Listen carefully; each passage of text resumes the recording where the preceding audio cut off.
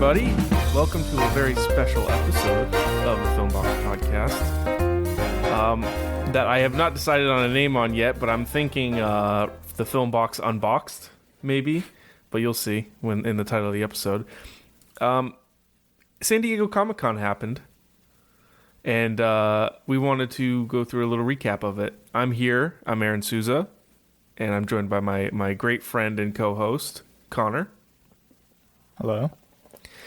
And so San Diego Comic-Con just finished up last weekend, and we wanted to do a quick little recap episode of everything that was announced, all that happened, all that kind of good stuff. And yeah, keep this one a little bit shorter, kind of like a special bonus episode almost, but it's important to cover all this stuff. But yeah, so anything you want to talk about first, Mr. Connor? I think we can knock out the DC announcements pretty quick, considering there were only 2 of them. Yep. That being Shazam 2, Fury of the Gods, and Black Adam. Mm-hmm. So Shazam, obviously, or Shazam Fury of the Gods, sequel to Shazam. Pretty much got the same cast coming back. Zach Levi starring as Shazam, Asher Angel as Billy, who is Shazam. Adding Helen Mirren and Michelle Borth as the villains, I believe, from how the trailer looks. Also adding Rachel Zegler. So I'm not gonna lie, I forgot that Shazam existed, and I honestly forgot that DC forgot Shazam existed. Shazam was fun. I would actually recommend watching it. That's like one of the only good movies DC has been pumping out. And then Black Adam, obviously the Dwayne Johnson love project. Yeah, Dwayne Johnson playing Dwayne Johnson. Oh God, I love Dwayne Johnson, but it's getting to a point where he's just playing Dwayne Johnson in every movie, and it's not even his fault. It's just like I see him in a movie, and it's like it's Dwayne Johnson, and then the whole movie is just Dwayne Johnson playing a character as Dwayne Johnson. If you couldn't tell, Aaron's not that excited for this project. Not really. I'm cautiously optimistic. I think Pierce Brosnan looks really, really cool as Dr. Fate, but yeah, I'm also just not really a big DC person anyways, but like I don't know, something about it. It's just like I saw it in the trailer, like obviously you get to see Black Adam, and I'm just like, oh, it's Dwayne. Hello. Hi, Dwayne. Hello, Dwayne. Yeah. Mr. The Rock. Mr. The Rock. I don't know. I feel like they've kind of been on a better streak recently with the Suicide Squad, Peacemaker series. That's another one, like with Peacemaker, like John Cena, and I know he hasn't been in as many movies, but like John Cena is just John Cena playing a character in every movie that he's in for me. Yeah, you know, it's not like it's not like someone like who can just transform into a character and it's like, oh, that's a character now. It's just always John Cena. So yeah, that's all that DC announced. They kept it pretty light. Yep. They got a lot of issues they got to deal with. Yeah, a little bit. But I want to touch on, because that wasn't just like a DC panel. That was a whole Warner Brothers panel, and they didn't talk about any of their other entities outside of DC. Mm-hmm. No mention of any of their other stuff. I mean, they got stuff coming out. I'm not 100% sure off the top of my head the exact names, but I do know they have some big time projects coming out that they just didn't talk about. They didn't even show trailers. They didn't do anything. It's like, why? Probably just they know it's Comic-Con. They're just trying to feed into that. Sticking with the comic theme, Marvel did not take it easy on us. Yeah, Marvel did not pull any punches. They announced a lot. They announced basically 3 years into the future. I think it's going up to at least 2, if not 3. Yeah. So they pretty much announced that Wakanda Forever is the end of Phase 4. They have already have a full slate. Oh, She-Hulk too. Yeah. that's going to be Phase 4. They've already announced pretty much everything in Phase 5, but I've seen that there are some unconfirmed projects that will be releasing as well, as well as releasing Phase 6, which again will probably have a lot of shows and movies that they didn't announce over the weekend. Yeah. Here's another problem with Marvel. I mean, I'm just going to go through real quick. They went through all of Phase 5, and so this is just it's basically a 1 year span, maybe a year and a few months, from February 2023 to July 2026. This is everything that they've got going as of now. You got Ant-Man and the Wasp, Secret Invasion, Guardians 3, Echo, The Marvels, Loki Season 2, Blade, Ironheart, Agatha Covenant of Chaos, Daredevil Born Again, which is brand new. They just announced 18 episodes series, Captain America New World Order, and Thunderbolts. That's like what? 1, 2, 3, 4, 5, 6, 7, 8, 9, 10, 11, 12 entities within basically a year and a few months. Huh. Yeah, that is we'll have nuts. to give it its own episode, because once again they have decided to just, I don't even know, drop the cement mixer down our mouth full of content. Yeah, take this. Yeah, it's like someone in the boardroom said, "We want more," and then Kevin Feige was like, "Oh, you want more? Oh, we'll give you want more. It all? We'll give everything that we have right now."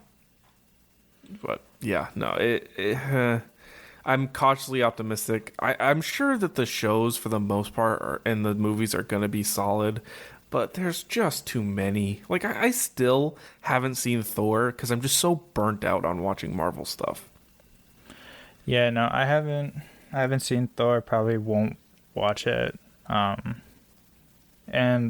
I don't want to harp too long on just like their rest of their projects when they did drop some trailers, but I feel like I've said it before. I'm gonna be very picky with what I watch moving forward. I'm not just gonna watch anything they put out. Yeah. But speaking of what they did put out, we have a Wakanda Forever trailer. And after saying all that, I am excited. Yeah, no, I was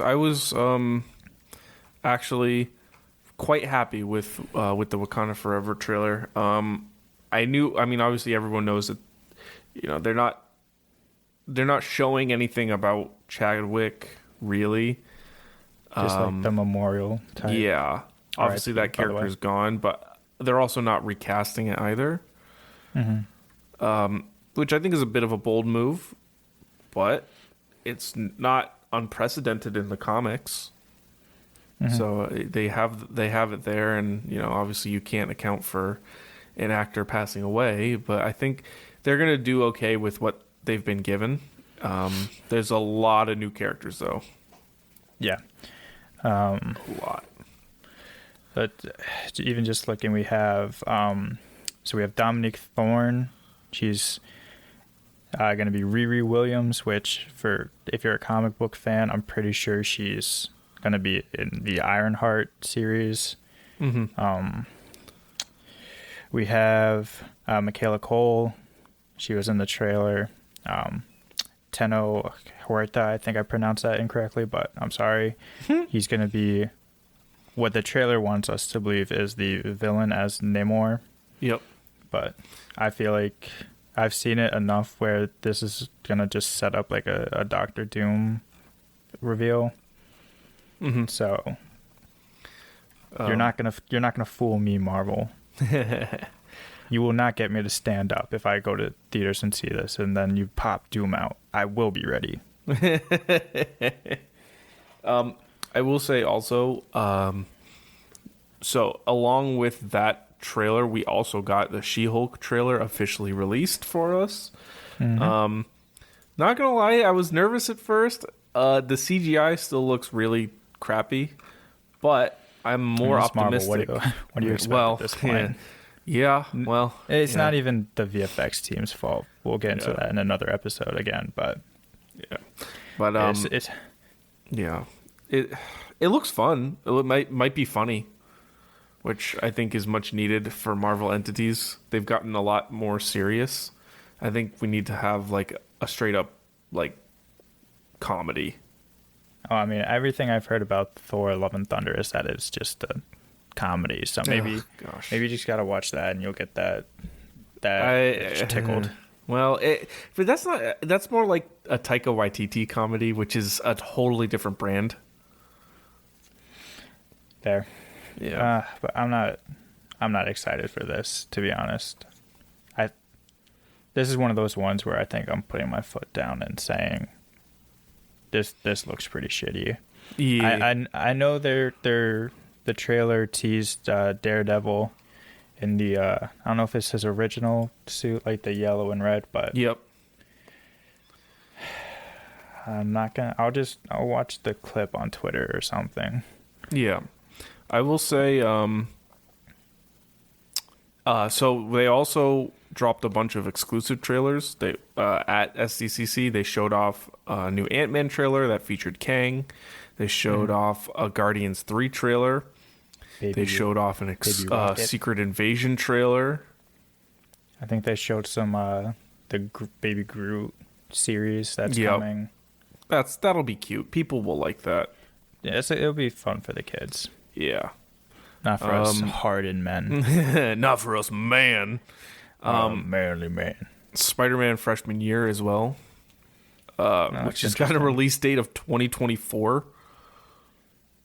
Yeah, that one looks interesting. Yeah, it's just I'm animated. By the animation style. Yeah. Same with X-Men 97. Yep. So that's getting, I think, a revival. Yep. Yeah. So that. Yeah. they're getting us. It's a lot. It's a lot. It is a lot. I guess we could move on from Marvel. Otherwise, we're gonna spend all 10 day years talking about Marvel. Yeah. No, there's also a bunch of fantasy entities that showed off stuff. Lord of the Rings, The Ring of Power. They actually debuted a trailer. It looks good. I tweeted about this a little while ago, but I'd be curious to see how much of this show was actually like live action shot on location versus in a sound studio or anything like that. Because to me, a lot of what made the original Lord of the Rings trilogy really good was that it was on location for the most part. Mm-hmm. So I want to see more of that. But it looks interesting. I know they don't have a lot to base it off of in terms of like source material, so we'll see. Yeah, I don't know any of the background or the lore, so I can't really speak too much to this and what it's showing, but it looks interesting enough. I do know that they showed off a little preview of what Sauron looks like as his human before he was the Sauron eye / black suited man. And there was some controversy around that because it looked kind of dumb, but also like if you go back to the books, they describe him in a way that's similar to how the show shows it. So how that trailer showed it. So we'll see. Yeah. Speaking of stuff that I don't understand the lore of, Dungeons and Dragons. Yes, got a pretty interesting looking trailer. Yep. This one has Chris Pine, Michelle Rodriguez. Isn't Hugh Grant in it too? Hugh Grant. Yeah. Regé Jean Page, I think that's how you say it. Justice Smith. Yep. Sophia Lillis. It's a very good cast. Mm-hmm. And my take is, and I had this take with when the Uncharted movie came out. Mm-hmm. I think having no knowledge of like the game itself makes these types of movies a bit more enjoyable. Yep. Because I feel like if I had played Uncharted or if I know Dungeons and Dragons at all, any mistake made, I would not be able to just sit by. Right. Like, I would be upset. But now I can just enjoy it. I think Dungeons and Dragons is in a unique spot though, because the game itself is not like, it's a tabletop RPG, and you can pretty much do anything with it. So the setting is looser at least. I mean, obviously they have the world, and that kind of stuff, but like, there's a lot of possibilities. It's not like, like an Uncharted, for example, like you said. It's not like there's a storyline to this, and if you don't follow the storyline, it's messy. Dungeons and Dragons has a lot more freedom, which I really, really hope that they pull into. I know that they're going with some of the traditional classes. They have a bard, they've got warriors, and they've got shape-shifting, the barbarian, sorcerer, paladin, druid, rogue, all that. Yeah. So like I'm really, I think that's going to be a fun aspect. I also want to point out, in the trailer, I was really impressed with all the scenery, like all the different settings. I thought that was pretty cool. They had a wide variety of settings, which I think will help encapsulate that world a little bit more too. I wonder if they just kind of played a game of D&D and just like wrote everything down, like, all right, here's our script. Let's go. That'd be, honestly, I wouldn't be opposed to that. Well, speaking of dragons, my segues are on fire nice today. Transition. Wow. We got the House of the Dragon, the Game of Thrones show. How do you feel about it? Well, I'm not as excited for this one. I was nervous in the first trailer when it came out because everything looked too clean, I guess. Like it didn't look like it was they didn't look like the costumes and the setting were like aligned. Like everything looked too clean. But I can be proved wrong. I like the shots of the throne, the Iron Throne. So yeah, that did look cool. I think I like Matt Smith as an actor. I haven't seen everything he's in. Like, I'm not a big Doctor Who guy, but he seems like he could. Did you see in the panel? I did not see the panel. What happened? First question that was asked of him, someone because they were doing a Q&A, and someone went up to the microphone, and the first thing that was said was, "It's Morbin time." Oh, I did see that. And he just goes, "Wow, what's that?" I have no idea. Like, oh, you watched that? God. Also, before we move on, I do kind of just want to go through. So with like the releases for all these movies and shows as well. Shazam, that's coming out December 21st of this year. Black Adam, I believe, is coming out October 21st. Unless that's changed. I feel like these types of movies just get moved around a lot. Yeah. Wakanda Forever, that one's coming out November 11th of this year. She-Hulk is premiering August 17th, so that's coming up. What else? Ring of Power, that's coming September 2nd of this year. Yep. The House of Dragons, this one's coming out August 21st, so again, coming out pretty soon.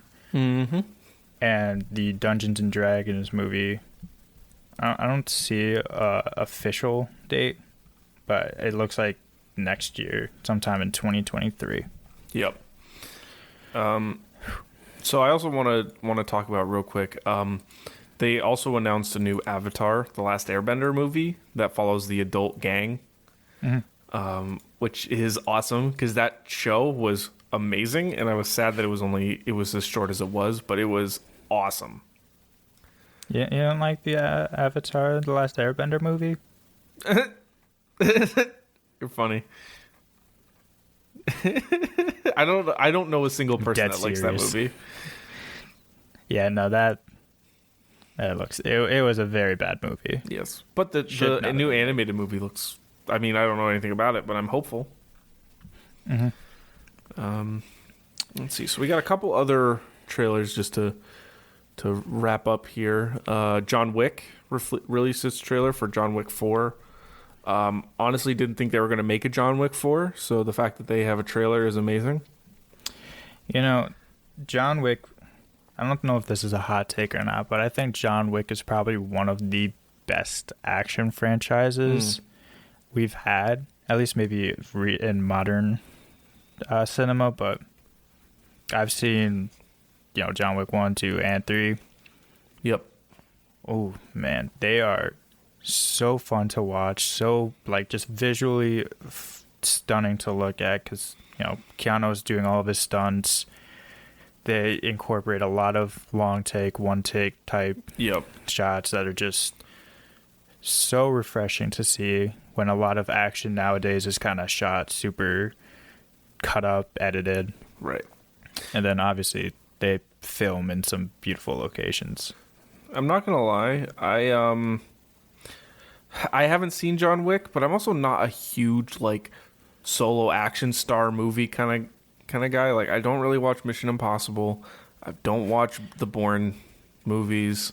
Don't watch John Wick. Bond? What? James Bond?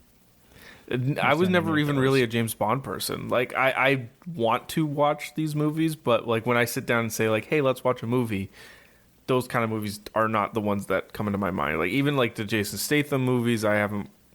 It's just not. Yeah, Transporter. A-Team, Expendables. Just none of that stuff really has been on my radar of movies that I really want to watch. So I don't know. John Wick seems good. There's a dog in it, so I like that. I know. Obviously, a big part of his John character. That's a huge part of John Wick's character is that dog. So yeah, it's a fun cast. It looks like it'll be pretty good. I think the last solo action movie I saw was The Accountant with Ben Affleck. Really? Yeah, and I watched that a few years ago. It's just okay, I don't need to watch anything else.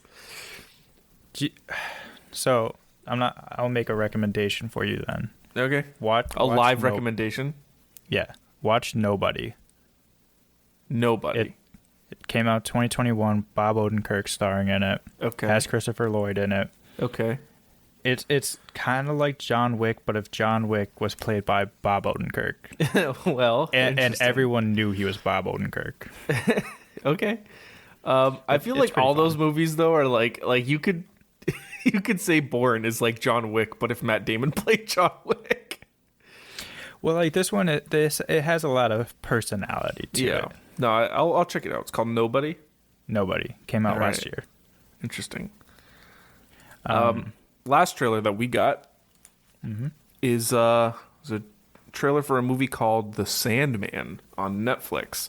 And now this movie I'm really excited for. Sorry, not to interrupt. This is a TV show. Oh, it's a TV show. Oh, Look at that. Even better. Honestly, I thought it was a movie. Nope. This one's coming out August 5th. Yes, this looks awesome. Because it's it's a superhero horror movie or TV show, and that sounds really cool to me. It is. The trailer itself was very, captivating, just visually. Yep. Then you kind of dig deeper into the cast. So Tom Sturridge, he's playing the main character Dream, but you have Taron Egerton in it. Boyd Holbrook, he was in Logan as a villain there. I think he's going to be the villain in this one as well. Patton Oswalt, your boy Mark Hamill. Awesome. James McAvoy, Kat Dennings, David Gwendolyn Thewlis. Christie's in it. Yeah. Jenna Coleman, Kirby Howell-Baptiste. It is definitely, I don't know where I haven't read any of the source material at all, because I think it comes from a comic book type graphic novel. It looks real good. Yeah, no, I'm pretty pumped for it. I'm not gonna lie. Me too. Yeah. But yeah, I think that was all the things. I mean, there were some other stuff like Teen Wolf did some stuff, but we don't follow Teen Wolf, so we don't really follow TV shows in general. Yeah. So there was some good stuff, some bad stuff. I think the overall sum up of SDCC was that like it was nice to be back in person, but in terms of what was announced, what was talked about, it was a little underwhelming. But like I said, it's nice to have things back in person. Exactly. And with that, I think we'll wrap up this real short episode. Like we said, it was only going to be a little bit, but we wanted to recap everything that happened at SDCC and make it bite-sized so that if you weren't paying attention, you could sit down and listen to it and know within a half hour everything that really was announced, what went on. But yeah, no, thanks. Thank you for listening. And we'll catch you on another episode of the Filmbox podcast. See ya. Bye.